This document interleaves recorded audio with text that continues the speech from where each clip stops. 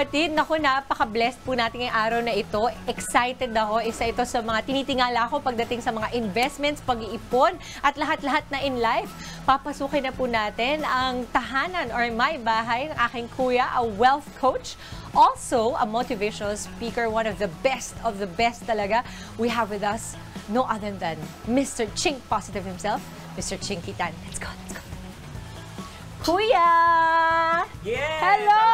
How are you, Kuya? Kinagiliwan si Kuya Chinky bilang isang komedyante noong 1987. Pero mas nagningning ang kanyang pangalan bilang isang life and wealth coach. Sa isang private subdivision nakatira si Chinky kasama ang kanyang asawa na si Novi Ann at 3 anak. But tell me more about the house. About the design first. What you have in it. Ang design is very simple. Kasi yun nga, parang we want a place na talagang pag uwi ka, mayroon kang talagang peace, tranquility.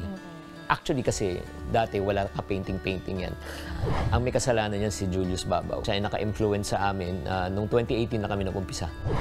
Maliban sa art collection ni Kuya Chinky, kapansin-pansin din ang mga Bible verse sa buong bahay.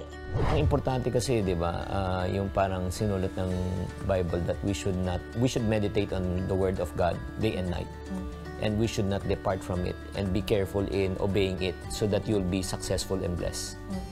So, magandang paalala yan araw-araw na yun nga, kasi sa dami ng pagsubok na pinagdadaanan natin sa buhay, hindi mawawala yung na lulungkot ka, nade-depress ka at nagdududa ka sa kinabukasan mo.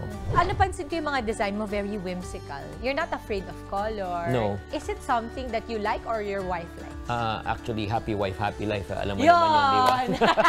Alam mo naman sa buhay mag-asawa, we call it a workshop eh. The other one work and the other one shops. Shops. Ay, naku, Diyos ko Lord. So, yun, tayo yung provider and yun nga, kung ano yung pwede nating i-provide. Siyempre, nanggaling tayo sa wala, sa hirap, di ba? Kwento sa akin ni Kuya Chinky, hindi naging madali ang kanyang buhay noong kabataan niya. Nung time na wala kayo, anong kinailangan mong gawin or tawirin para magka-breakthrough ka? Nung nalugi ang negosyo ng aking ama, 12 years old ako, taga-Tondo kami. Hindi ko makalimutan na nangongolekta ng utang.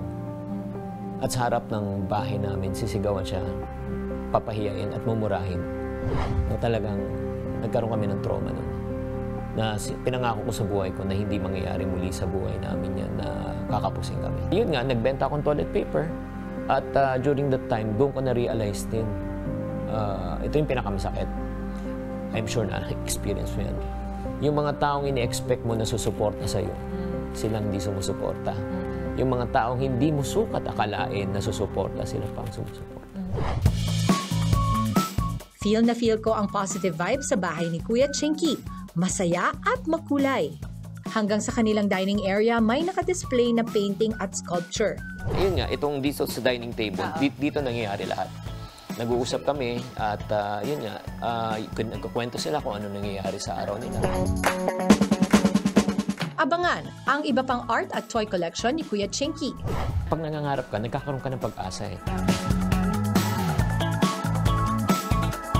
Mga kapatid, Dimples Romana po, kumpletuhin ang inyong umaga ng mga kwentong puno ng inspirasyon. Salubungin po ang bawat araw ng may ngiti at pag-asa.